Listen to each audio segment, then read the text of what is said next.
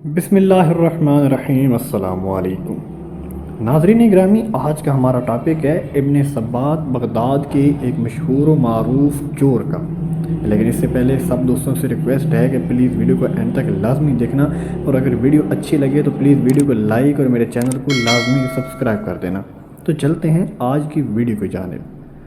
احباب، ابن ثبات بغداد کا نامی گرامی چور تھا۔ وہ چوری اور ڈکیتی میں ایسا ماہر تھا کہ ہزاروں چوریاں کرنے کے باوجود قانون کی گرفت میں نہیں آتا تھا۔ آخر کب تک بچتا؟ ایک دن اسے گرفتار کر ہی لیا گیا اور قانون وقت کے مطابق اس کا ایک ہاتھ کاٹ دیا گیا۔ بعد ازاں اسے جیل بھیج دیا گیا۔ بغداد کے لوگ اس کا ذکر ہاتھ کٹا شیطان کے نام سے کرتے تھے۔ وہ قید با مشقت کاٹ رہا تھا کہ 10 سال قید کاٹنے کے بعد ایک دن وہ کسی طرح جیل سے فرار ہو گیا۔ جیل سے باہر آتے ہی اپنے پیشے یعنی چوری کو از سر نو شروع کرنے کا ارادہ کیا۔ ایک ہاتھ کٹ جانے اور قید و بند کی صعوبتیں اٹھانے کے باوجود اس کی مزاج پر ذرہ برابر اثر نہیں ہوا تھا۔ ایک رات وہ اپنی مہم پر نکلا، پھرتے پھراتے ایک بڑے سے گھر میں داخل ہوا۔ گھر کے احاطہ کے چاروں طرف کمرے تھے۔ وہ ایک بڑے کمرے میں گیا جہاں کھجور کے پتوں کی چٹائی بچھی ہوئی تھی، جائے نماز، ایک تکیہ اور چند ٹوپیاں رکھی ہوئی تھیں، اور دوسری طرف پشمینہ کے چند تھان، شالیں اور کپڑوں کے تھان لاوارسی کی حالت میں پڑے تھے۔ بغداد کے چور نے چادر بچھا کر اس کے اوپر تھان رکھے اور ایک گٹھڑی بنائی اور اس کو باندھنے کی کوشش کرنے لگا، لیکن ایک ہاتھ نہ ہونے کی وجہ سے اس سے گرہ نہیں لگ رہی تھی۔ وہ ہانپتا ہوا بیٹھ گیا۔ عین اسی وقت ایک ضعیف شخص کمرے میں داخل ہوا۔ ثبات کو گٹھڑی بناتا دیکھ کر کہا، بھائی یہ کام تم کسی کی مدد کے بغیر نہیں کر سکتے، میں تمہاری مدد کرتا ہوں۔ ثبات نے اسے اپنے ساتھ ملا کر کپڑوں کی 2 گٹھڑیاں بنائیں۔ بڑی گٹھڑی ضعیف شخص نے اپنے سر پر رکھ لی اور چھوٹی اور کم وزن گٹھڑی ثبات کو دے کر کہا کہ تمہارا ہاتھ نہیں ہے، اس لیے تم کم وزن اٹھاؤ، جہاں کہو گے میں اسے پہنچا دوں گا۔ ثبات اپنے ٹھکانے کی طرف چل پڑا۔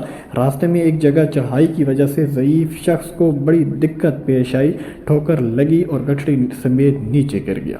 ثبات نے غصے میں گالیاں بکیں اور اس کی کمر پر ایک زوردار لات رسید کی۔ ضعیف شخص جوں توں کھڑا ہوا اور کمزوری کی وجہ سے گرنے کی معافی مانگنے لگا۔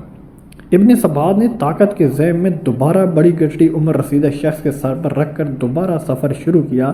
چلتے چلتے وہ ایک کھنڈر میں جا پہنچے جہاں وہ بغداد کے چور کی پناہ گاہ تھی۔ پھر ابن ثبات نے بزرگ سے کہا کہ دیکھو، پہلے چوری کرنے میں پہنچا تھا اور تم بعد میں آئے، لہٰذا یہ تمام چوری کا مال میرا ہوا اور تمہیں مجھ جیسا سردار پورے بغداد میں نہیں مل سکتا، لہٰذا آج سے تم میرے شاگرد ہو۔ بزرگ شخص نے ادب و احترام سے عرض کیا، بھائی یہ تمام مال تمہیں مبارک ہو، افسوس میں تمہاری کوئی خدمت نہیں کر سکتا، بلکہ اپنی کمزوری کی وجہ سے تمہارے لیے پریشانی کا باعث بنا، جس کے لیے معافی مانگتا ہوں اور رخصتی کی اجازت چاہتا ہوں۔ خدا حافظ کہہ کر وہ شہر کی جانب چل پڑا۔ دوسری طرف ابن ثبات کے دل و دماغ اور ضمیر کو اپنے ساتھی کے حسن سلوک نے جھنجھوڑ کر رکھ دیا تھا اور ضمیر کی خلش نے اسے بے چین کر دیا تھا۔ صبح ہوتے ہی بغداد کا چور اس رات کے ساتھی اجنبی چور کی تلاش میں نکلا تاکہ اپنے گزشتہ رات کے سلوک کی معافی مانگ سکے۔ یہی سوچتا ہوا وہ رات والی عمارت کے باہر جا پہنچا جہاں رات کو اس نے چوری کی تھی، مگر وہاں چوری کے بعد کوئی افراتفری نظر نہ آئی، بلکہ لوگ جوک در جوک اس گھر میں احترام سے جاتے نظر آئے۔ بغداد کے چور نے ایک شخص سے پوچھا کہ یہ کس کا مکان ہے؟ اس سے کہا کہ لگتا ہے تم بغداد میں نئے ہو، یہ بابرکت مکان ہمارے شیخ حضرت جنید بغدادی رحمۃ اللہ علیہ کا آستانہ علم ہے۔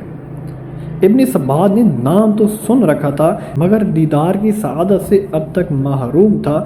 سوچا کہ آج اتفاق کر اس نیک و بزرگ ہستی کا دیدار ہی کر لوں۔ اندر جا کر کمرے میں جھانکا تو دیکھا وہی رات والا عمر رسیدہ ساتھی مصلے پر بیٹھا درس دے رہا ہے اور باادب لوگوں سے کمرہ بھرا ہوا ہے۔